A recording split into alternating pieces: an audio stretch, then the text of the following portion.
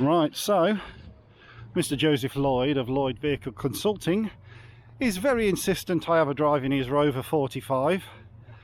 The comparison from a 1.4, which what mine is, to a 2 litre V6, which is what his is. So I've instructed him to get it off the parking space. It's an automatic for a start. I've not done automatics for years. This could be interesting. Mr Lloyd's V6. Obviously a complete comparison difference to the 1.4 K series that I've got. Already sounds absolutely awesome compared to mine. So let's see what it drives like on the road. It feels a lot nicer already, to be honest. Very rattly, my K series, as you know. But we've got Joseph in the car with us because I have no idea where we're going. I can get lost in my own town. So Milton Keynes, although Joseph says is full of roundabouts and block system navigation, that means nothing to a man like me. So the voice you hear in the background you'll know from Lloyd Vehicle Consulting's channel, and I'm now probably the 50th YouTuber at least to drive this V6. Which way are we going, Joe? Go right. Go right. We've got a massive lorry. Yeah, we're all good. I've got my left foot firmly planted in the footwell not to use. Yeah, you don't do anything when you press that. It won't do anything at all. So you go down to the end of the road and turn left where that lorry's going. Yeah. So yeah, 150 horsepower in this. I've got 101. Yeah. The K series is a very good engine. I've had a K series engine 45 1.4. Yeah. Had that about 10 years ago, and it's a facelifted one with a terrible Pectron remote, which I recommend everybody avoids. But so I do know them well. They do drive and handle well, but the brakes on this are better. We've got actually all-round discs on this. Right. Yeah. So if you turn left at the end of here, they're very rare cars now. There are 53 apparently on the road at the moment. Of these? Yep. The clubs are the rare ones. That's what Ian Seabrook had. His was a club. This is a connoisseur, which was the top of the range one. Yeah. And Okay. if you put your foot down, you've got full permission from me. Okay. Yeah, it's got some pickup. It's certainly a lot different than driving mine, for sure. I mean, that's 50 mile an hour. I'm only on light throttle. The smoothness of the V6 it's completely different, isn't it? It's a really nice engine, and this is a 2 litre, you say? Yeah. Yeah. The ZS 180, which is the sister car to this, has a 2.5 engine with about 30 more horsepower and a manual gearbox. So those absolutely fly. Yeah. This gearbox does hold this up. Right. It's really not as fast as it could be because of the gearbox, but it's fast enough. You go right at the roundabout, and we'll just go down this way, and you get up to 70 if you want with some of these dual carriageways. Okay. Yeah, it's a nice car. I have just had the brakes redone in this, so the brakes should be good as well. I'm hoping not to test them. But... Yeah. Yeah, actually, I had a automatic Volkswagen Type 2 van. Yeah. And an automatic Jaguar XJ6, but only the 2.9 straight 6 version. But yeah, I do miss driving an automatic, but it's been a long time since I've driven one. It's nice lazy driving, isn't it? You don't get at 42 miles per gallon though. No, that's the difference, isn't it? I mean, I run mine on E10. You can put super in it, but E10's okay. I might get slightly better economy in it, but yeah, it's about 29, not 42. So I go straight on the roundabout. Okay. Your brain just wants to go for the clutch when you've not driven an auto for so long. Is your camper van a manual? Yeah, the Ducato's a manual. Oh, okay.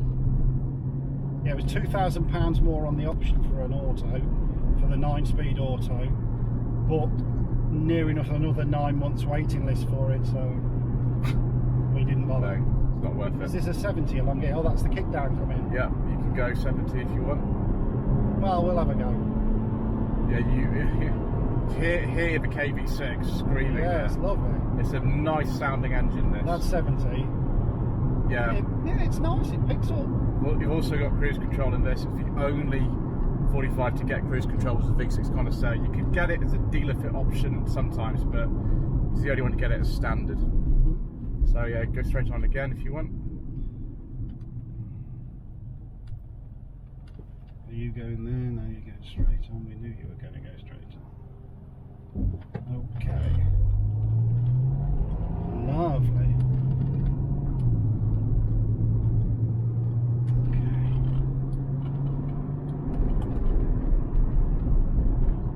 Oh, we like this. This is the thing, when I had that Seat Ibiza with the engine we don't talk about. Yeah, I can't talk about that, and also that car didn't work out very well for you, did it, sir? No, but it was bloody fast. It was 170 brake. So it'd been chipped then, it would have been chipped. Yeah, it had been chipped, yeah. If you just come down, run around about, come back the same way you came, just I think it's the fourth exit. Yeah. Yeah, so yeah, that would be faster than this, I imagine. Oh, it was. I was driving like a hooligan though. It was not good. The thing that Ian Seabrook always says about his, and I saw him earlier this month because he was at the fuel power party that I was at in Hampshire. He said straight away when he saw the car, it's like, I don't like the lack of torque in it. No. And it just depends what you drive. I don't think this is bad. So like an MG3, that engine really lacks torque. Yeah.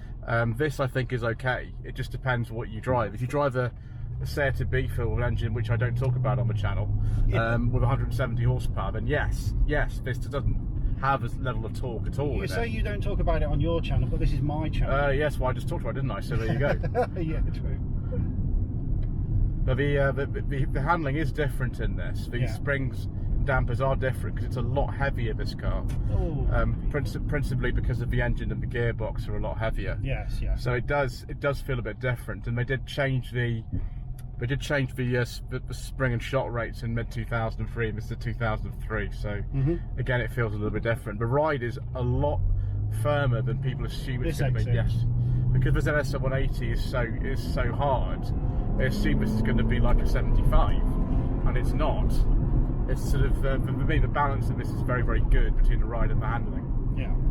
And of course, you'll appreciate in any 45 the steering is very, very good. Yeah, it is. And it's the same rack, I think, in this, and it's pretty good. It's quite strange actually. Mine's only done 37,000, yet this feels tighter, if that makes sense. I don't know why. Yeah, it's because it's been so well looked after, and Mr. Coleman has done so much work on it. Yeah. Now that it's a little bit shabby cosmetically, but mechanically it's very, very good now. Yeah, definitely. And we have it serviced every 6 months as well.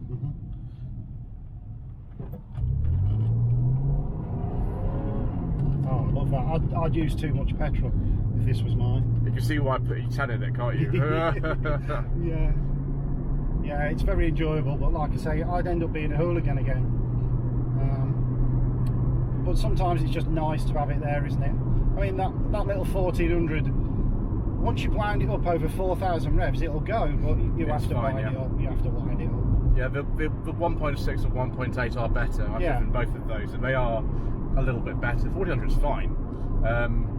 If you have an engine in like a 25, it's very nippy. I expect so. Yeah. It's a much lighter car than one of these is. Yeah. Now this is fine. The only other two cars that ever used this engine in were the 75, where you could get it as a manual. You couldn't get a 45 V6 as a manual.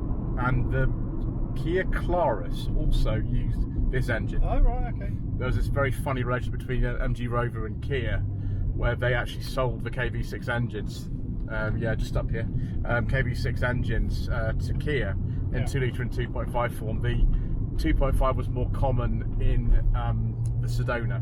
Oh right, okay. You could buy those. Very strange partnership. So it's not the same KV6 that was in the Freelander V6 then? That's for 2.5. That's the bigger one? Yeah, for the bigger one, with 180. Yeah. Although in this country you could get it up to 190 in the MG ZT. If you turn left of this roundabout here, so you can see we're almost back because there's the sign. Yeah.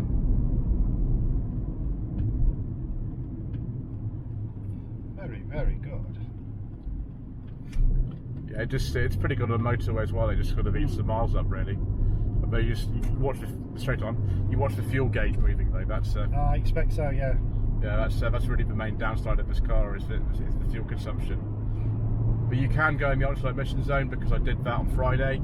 That is actually okay, which is bizarre but true. Yeah. I think I'll put this out as a separate standalone little video, to be honest, rather than tag it onto the show. Make mine too long. I don't want to do 2 or 3 parts.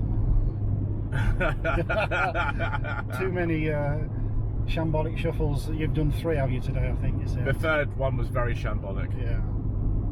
So and then just right in here where it says.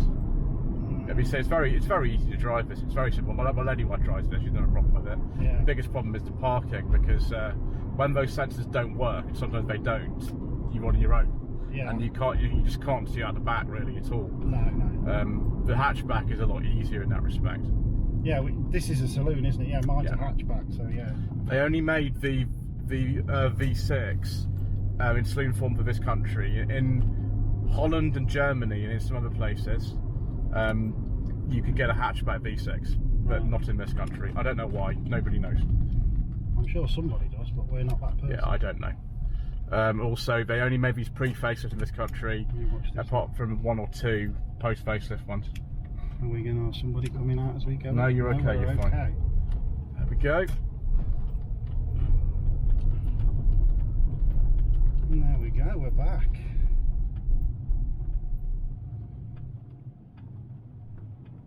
There you go then, that concludes this video.